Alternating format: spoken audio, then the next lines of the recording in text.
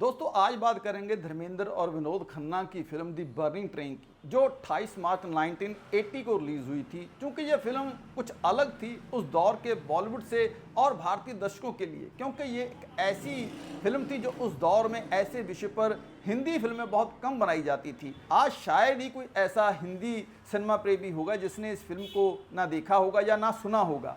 दोस्तों ये फिल्म एक जापानी फिल्म बुलेट ट्रेन इन्फर्नो और क्रॉसिंग कैसेल्डा से प्रेरित थी और ये फिल्म बुलेट ट्रेन का रीमेक भी थी।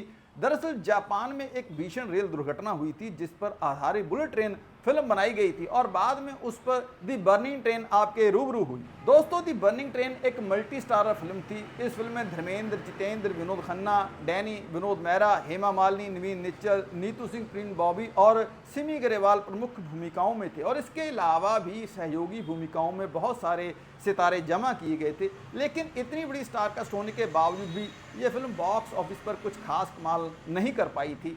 हालांकि बाद में दर्शकों ने इस फिल्म को वीसीआर पर खूब देखा था और आज तक इस फिल्म के बारे में ये रह कर बात होती रहती है। दरअसल दोस्तों दी बर्निंग ट्रेन एक सुपर एक्सप्रेस ट्रेन का नाम है जिसे दिल्ली से मुंबई तक के पहले उद्घाटन सफर में ही आग के हवाले कर दिया जाता है। अब ट्रेन चल रही है और बिना ब्रेक के और बिना किसी ड्राइवर के बगैर गार्ड के दौड़ रही है, जिसे रोकने की मोह में धर्मेंद्र, जितेंद्र, विनोद खन्ना, विनोद मेहरा सभी शामिल हैं।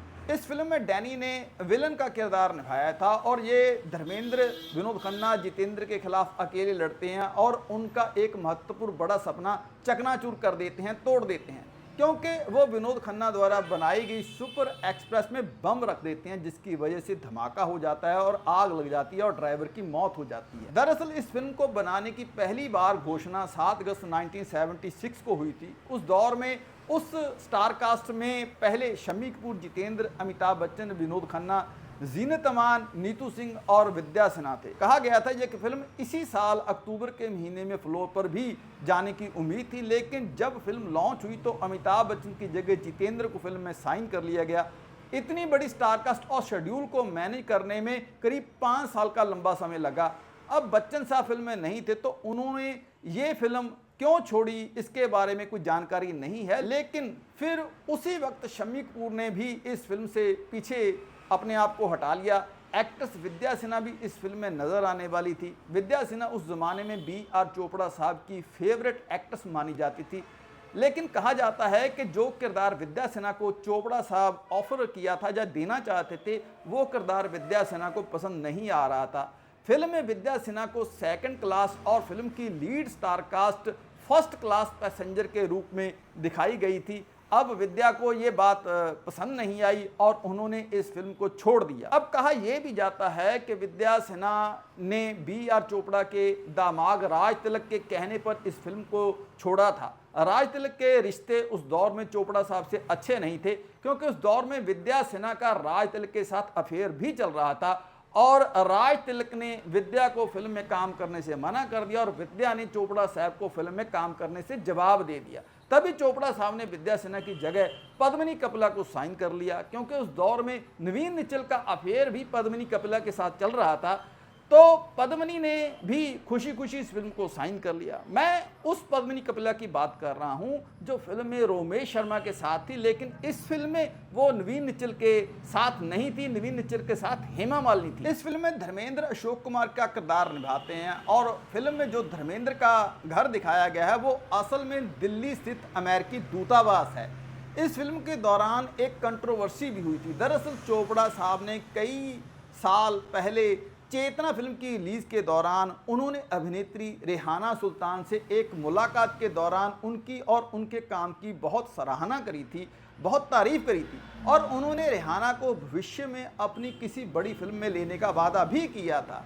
उस दौरान रेहाना सुल्तान ने चोपड़ा साहब द्वारा बनाई जा रही फिल्म दी बर्निंग ट्रेन के बारे में सुन रखा था, तो शायद उन्हें ऐसा लगा होगा कि ऐसा निर्देशक और निर्माता जो उनकी हमेशा तारीफ ही करता रहता है, शायद वो उन्हें ऐसी मल्टी स्टारर फिल्म में ज़रूर कास्ट करेगा। लेकिन जब ऐसा नहीं हुआ तो अभिनेत्री रेहाना सुल्तान ने चोपड़ा साहब के खिलाफ जमकर भड़ास निकाली और उन्होंने कई फिल्मी मैगजीन को इंटरव्यू भी दिए और चोपड़ा साहब के खिलाफ एक तरह से मोर्चा खोल दिया।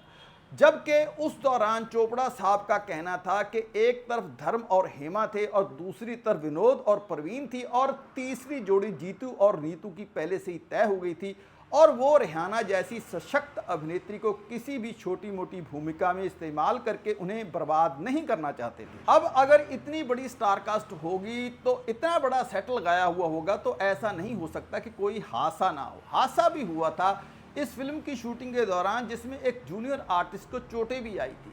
फिल्म में जो सीन दिखाया जाता है जब जूनियर आर्टिस्ट पानी गर्म करने के लिए स्टोव जला रहा होता है, तभी इस शॉट में असल में स्टोव में आग लग जाती है, फट जाता है और वो असल में घायल हो जाता है। ऐसा दृश्य देखकर पद्मिनी कपिला और रोमेश शर्मा बुरी तरह से घबरा गए थे, क्योंकि उस सीन के बाद उन दोनों ने भी एक ऐसा ही सीन शूट करना था जिस दौरान उनकी भी जलकर मृत्यु हो जाती है और उन्होंने ऐसे हादसे के बाद शूटिंग करने से इनकार कर दिया था।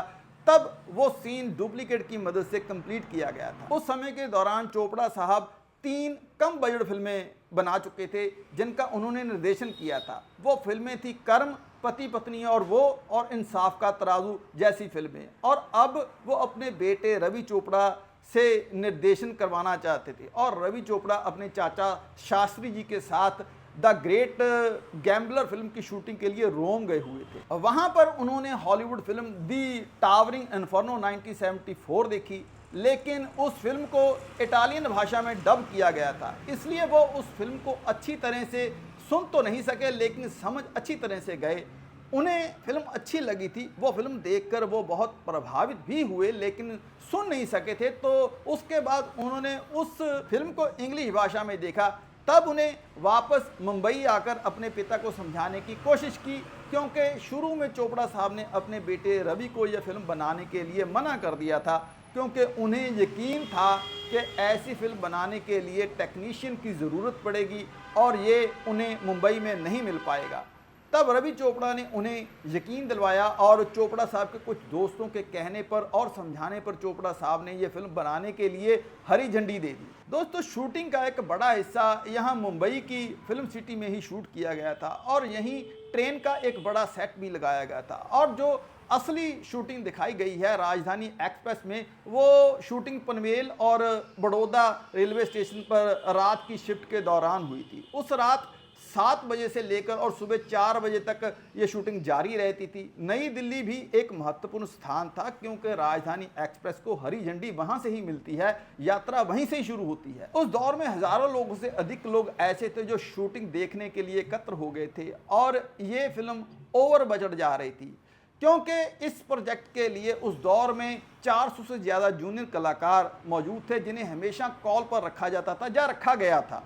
ये कहना गलत नहीं होगा कि उस दौर में रवि चोपड़ा के डायरेक्शन तले बन रही ये फिल्म उस दौर की सबसे महंगी और सबसे चर्चित फिल्म रही और इस फिल्म ने बॉक्स ऑफिस और हिट और सुपरहिट के माने जाने वाले स्टार कास्ट के साथ एक इतिहास रच दिया।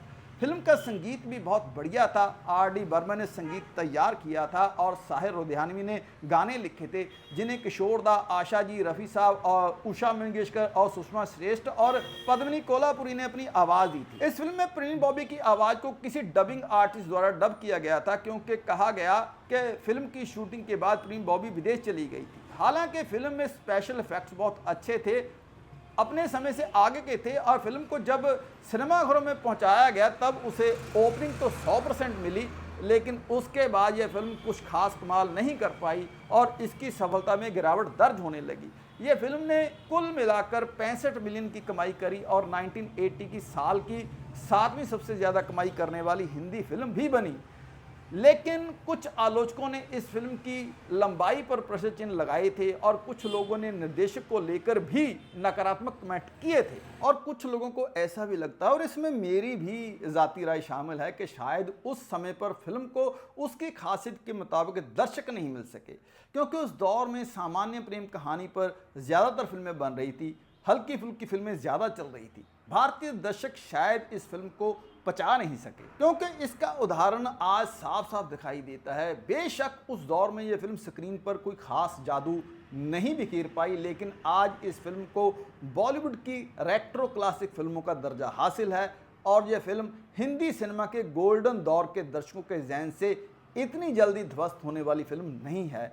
आज इस फिल्म को करीब 46 साल बीत चुके हैं और जितनी फिल्म ये पुरानी होती जाएगी उतनी ही इस फिल्म को कल्ट क्लासिक फिल्म भी माना जाता रहेगा, जैसे पुरानी से पुरानी विस्की को माना जाता है।